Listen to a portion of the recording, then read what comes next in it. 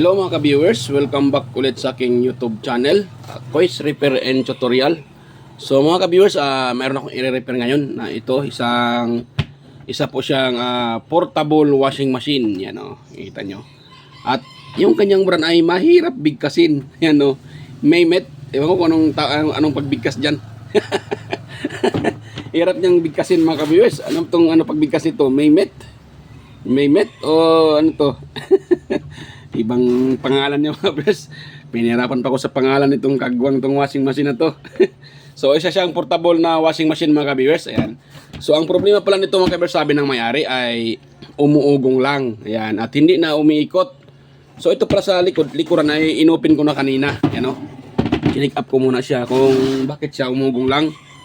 At tinisting ko mga viewers, tinatry ko siyang i-plug at paganahin. Ito umiikot naman siya, pero kailangan mo pang tulungan. Tapos pag sa reverse na, wala na. At marinig mong gumaganon lang. Tapos maingay siya. Tapos nung hinawakan ko yung kanyang makina, napakainit. So matik to mga kabers. Ang problema nito ay bushing. Yan. So bushing to ang problema pag ganito mga kabers, na hirap siyang makaikot. Plug ko ha. Pakita ko sa inyo para makita nyo. Yan. So i-plug ko siya mga kabers. At yan. Pakita ko sa inyo na talagang bushing talaga ang problema. Yan. So i-on ko siya ha. Yan o. Yan o. Umuugong lang. Tapos pag tutulungan ko yan o. Wait lang ha. Yan o. Yan. O yan. Mikot siya. At maingay. Yan. So pag reverse yan, wala na yan. Yan o. Hirap siya makikot. Matigas. Tapos umiinit yung motor. So problema nito, bushing, Yan. Yan. So para sa akin mga kabis ay bushing tong problema nito. Yan. Bakasin muna natin siya mga ka-viewers. Yan, bakasin natin siya.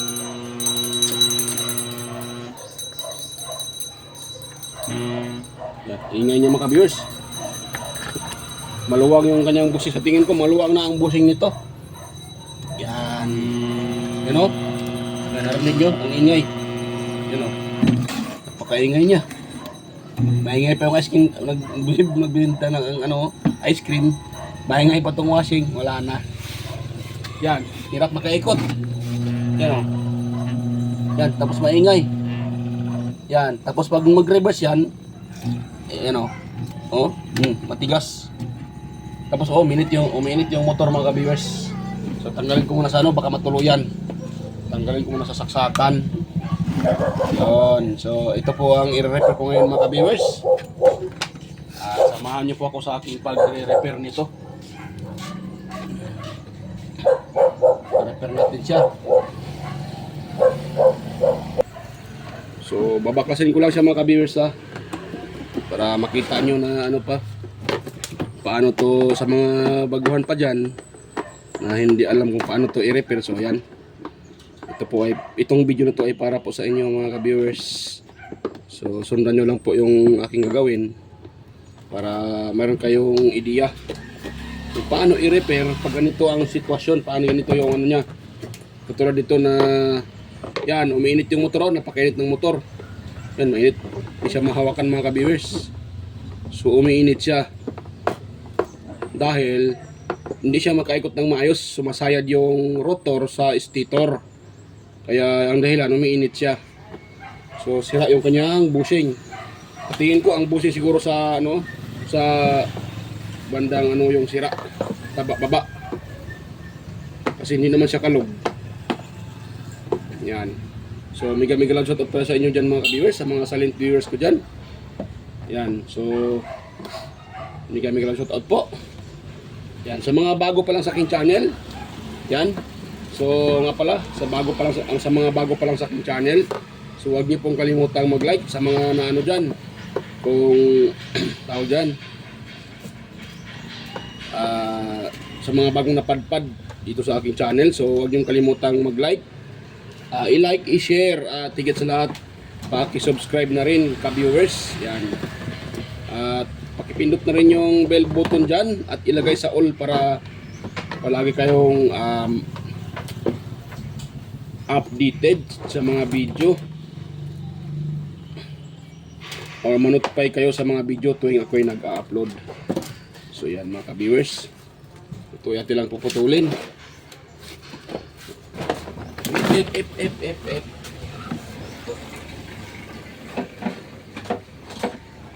Yan, para ma-open natin ito ng maayos mga ka-viewers. Tatanggalin lang natin ito. Ay, motor ito nakuha ko, hindi pala ito cutter. Light pala yung nakuha ko. Ito cutter.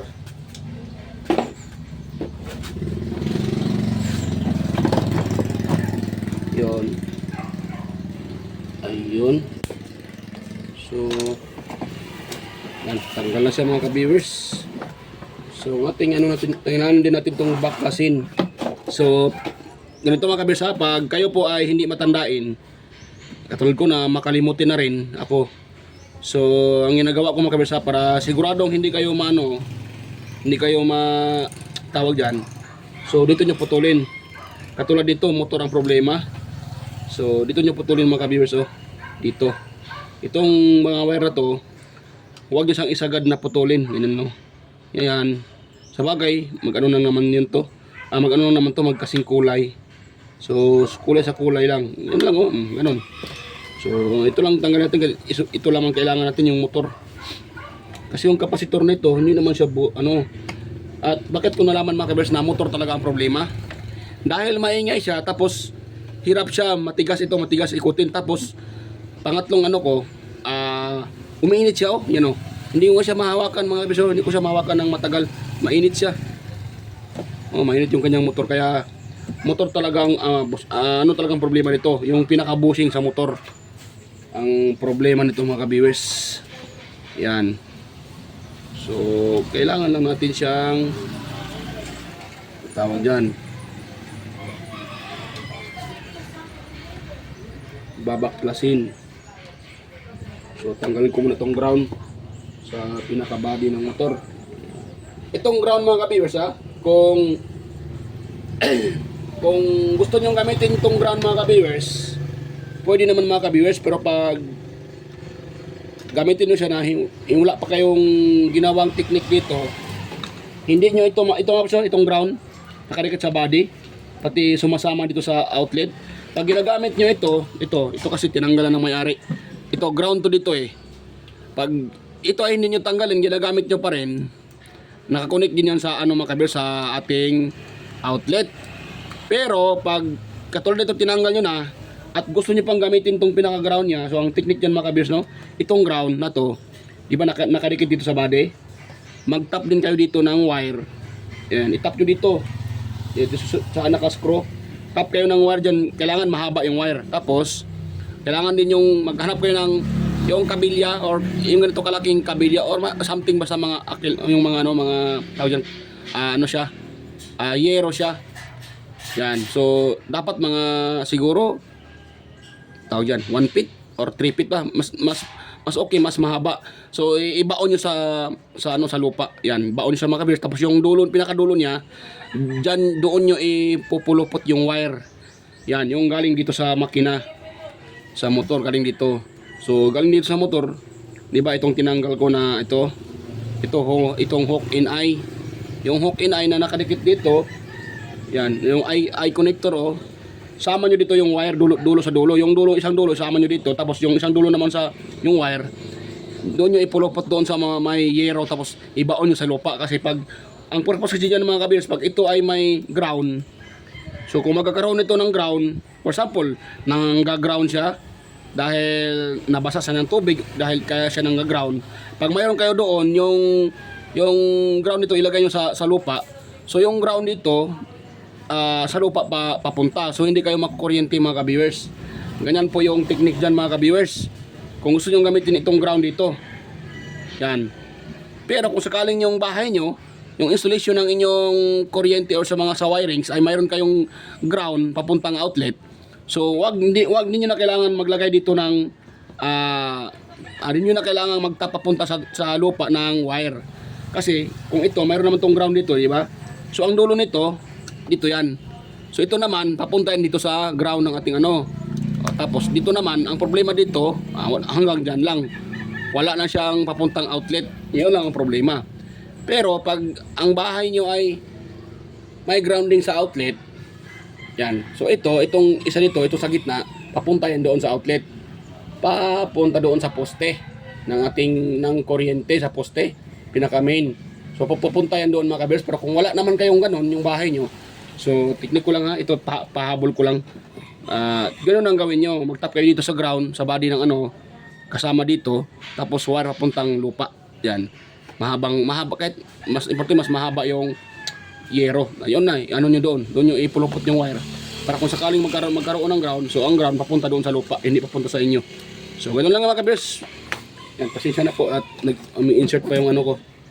So isinasabay ko na lang yun para tip ko po para sa inyo mga kabiyers. Tip ko po kung paano makaiwas sa ground kung sakaling nang-ground yung ating washing.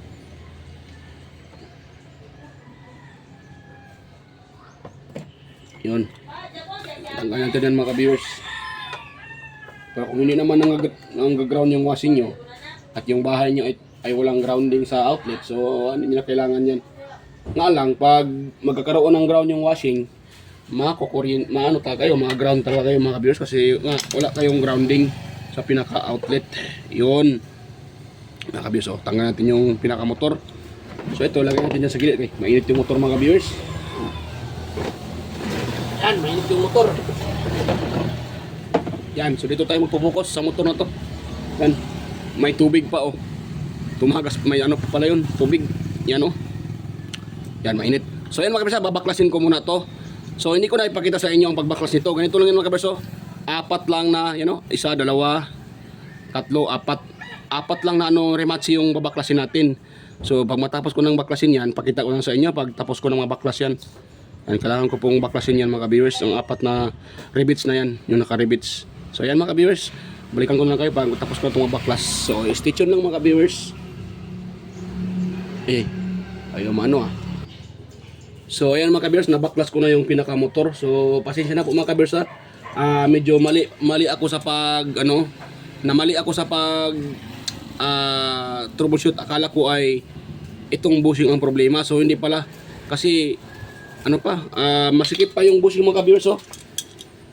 Mali ako. So anong problema pala, kay motor na talaga mga ka-viewers yung kanyang wire, wala siyang kalog.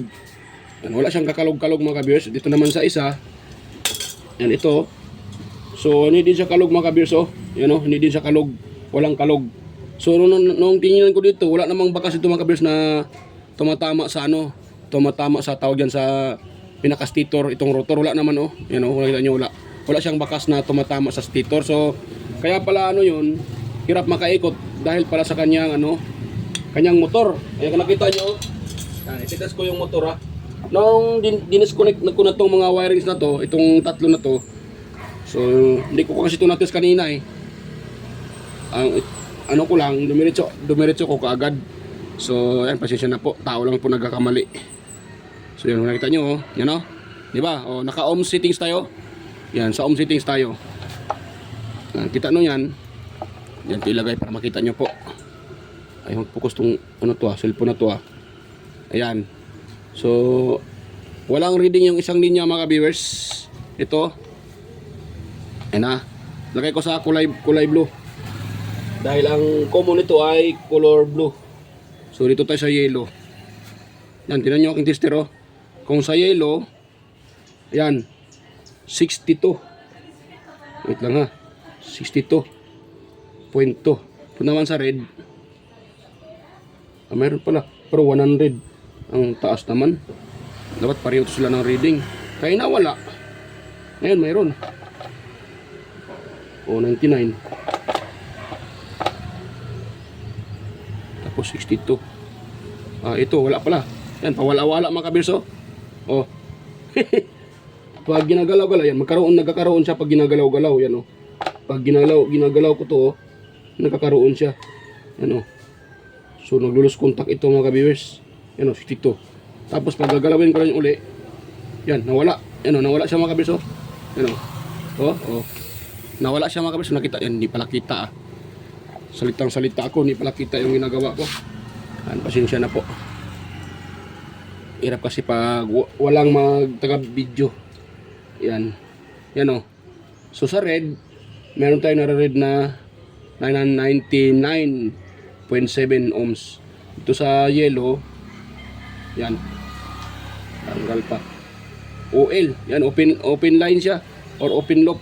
Yan o, open line siya mga kabis. Nakita nyo naman yung tester natin, OL. Pero pag sa red tayo, meron tayong nakukuhang yan, 99. Pero dito wala. Pero pag ano ko to, igalaw ko tong wire na to, igalaw-galaw ko siya, yan. Magkakaroon siya ng, yun o. Ayun o. Wala ah. Ito ha. Yun. So, try ko naman kabis ha. Yan o. May itito tapos na wala. O.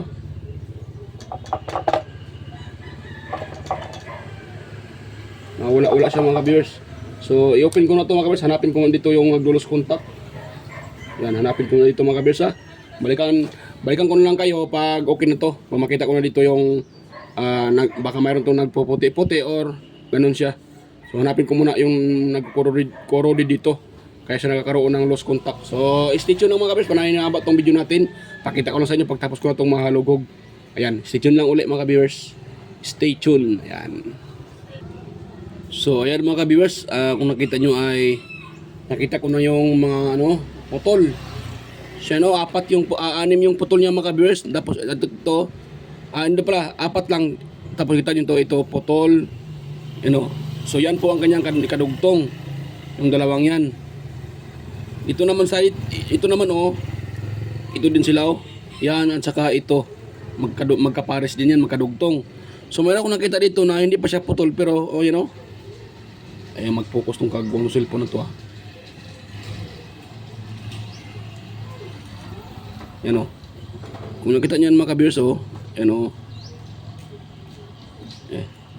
hindi na makita yung yan ano siya mga ka-viewers, tawag dyan yan, nagpuputi-puti na siya so tutuluyan ko na din yan hindi klaro sa hindi klaro sa siya tutuluyan ko na rin yan mga ka-viewers para walang back job yan yan siya nagpuputi-puti na rin siya yan makita nyo nagpuputi-puti na rin siya tanggal na yung kaya tutuluyan ko na rin yan bali 6 sila lahat 1, 2, 3, 4 pati ito yan yung mga putol mga ka-viewers kaya pala hindi gumagana yung isa umugong lang yun yan po yung kanyang ang nangyari kasi dito mga ka-viewers itong wire na to at saka ito nagsushort yan sila nagkaganon na sila pareho silang may na ito nung ginaganon ko putol na siya nung ko siya nasagi ko sa aking so putol na siya nung nagalaw ko ito so ito hindi pa siya naputol pero tanggal na rin yung kanyang pinaka varnish.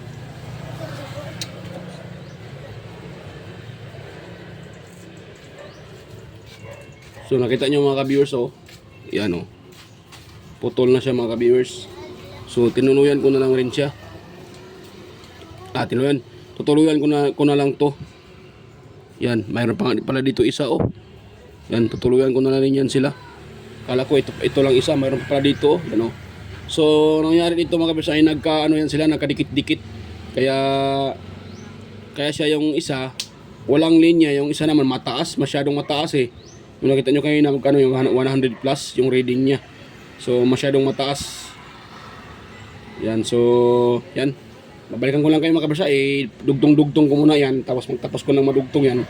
Yan, babalikan ko kayo mga ka-viewers. Lang naman to, idugtong lang naman to. Ang pagdugtong pala nito, kailangan nyo ng yung real na tanso. Yan, para kasi pag ito ang idugtong nyo ay mahirapan kayo mga ka-viewers kasi ito po ay aluminum. Hindi po ito tanso.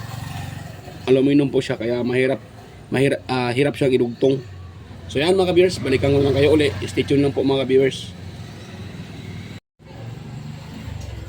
So yan mga ka-viewers, ay na-assemble ko na tong washing machine na to. Medyo nagabihan na ako mga ka-viewers kasi kanina nung nagre-repair ako, nung nire-repair ko ito, so mayroon ding mga customer na nagkuha ng kanilang pinapa-repair, so kaya hindi ko siya natapos kaagad-agad. So yan. So okay siya mga kaberso. Kaso nga lang pangit yung pagka pangit yung pagkatali ko. So nakita niyo naman ito yung original na pagkatali. Yung sa akin iba yung pagkatali mga kaberso. Yan, pero okay na yan siya kahit ganyan yan. Ang importante, mayroon na siyang reading. Yan, nakita niyo mga ka-viewers Ayun. Ayan. So, kanina wala itong kulay red, 'di ba? Yellow lang ang mayroon. So, tingnan niyo ngayon ang yellow. So, yung yellow mayroon niya kanina 96. Ngayon naman itong red, mayroon din siyang reading. Ayun, 96 din yung reading niya. Yan, so okay na yan mga viewers. So 96. So bali siya 192. Tingnan natin itong dalawa, itong red tsaka yellow. So 192. Yan 192.9. Yan, okay na siya mga viewers. So assemble ko na lang to. Yan, assemble na lang. Sa wakas ay na-repair ko pa rin siya. Ang dami niyang putol, pero na-repair pa rin siya mga viewers. Sa ating buti ay nagtyaga tayo at na-repair siya. So yan, balikan ko na lang kayo mga viewers kung tapos ko na itong ma-assemble. At mailagay ko na dyan sa washing na yan. Napakaliit na washing. Yan, parang balde. Ayun. So yan, balikan ko na lang kayo uli pagtapos ko na yung ma-assemble. So ayan mga viewers, na-assemble ko na yung ni-repair ko na maliit na washing machine. Kung nakita nyo ayan. So yan yan, may tubig pa pala to, nagli-leak sa hose. So yan mga viewers, okay na siya. Na-assemble ko na, pero nga lang nadisgrasya yung kamay ko. Yan, nakita nyo Yan, natamaan sa martilyo yan mga viewers. Nung sinauli ko yung kanyang rivets, na timing naman na slide yung makina. So yan, dito tumama sa aking kamay yung yung martilyo, at saka ang masakla pa itong kamay ko nakasandal sa may yero, yung ehe. Nako, nakita nyo tamaan masakit yan mga kabers, pero okay lang, at least success yung repair. Kahit na nasugatan tayo, okay naman yung repair. Masakit, naipit talaga sa martilyo, tamaan sa martilyo. So yan, okay na yan mga ka-viewers. So ngayon, ko na to, tawag dyan, i-test ko na to mga ka-viewers. Dahil tapos ko na siyang mga symbol, nailaga na yung kanyang pinaka fan belt. Yan. So nga pala, pakita ko muna sa inyo bago sa tester ko muna i-assemble mga ka-viewers ha. Yan. Yan, test ko muna yan mga ka-viewers. Kita nyo yan po ang tester. Tapos set tayo sa buzzer lang, yan. Sa buzzer. Yan. So yun yung mga kabiso, tingnan nyo po yung reading ng ating tester. Wait lang muna.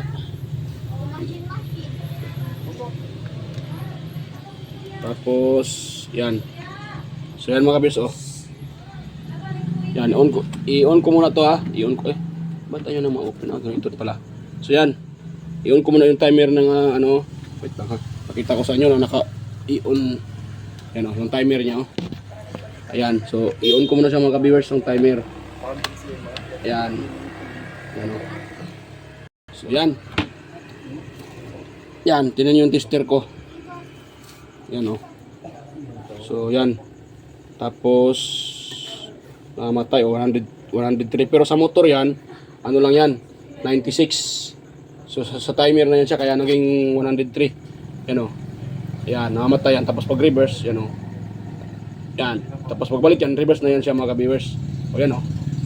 Di ba? Ngayon, ipa-plug natin siya mga viewers.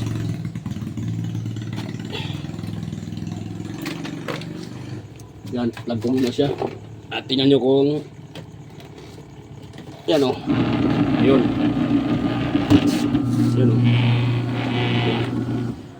Gumana na yung pinaka motor, likot na. Yan siya mga viewers. Tapos ito tayo sa taas.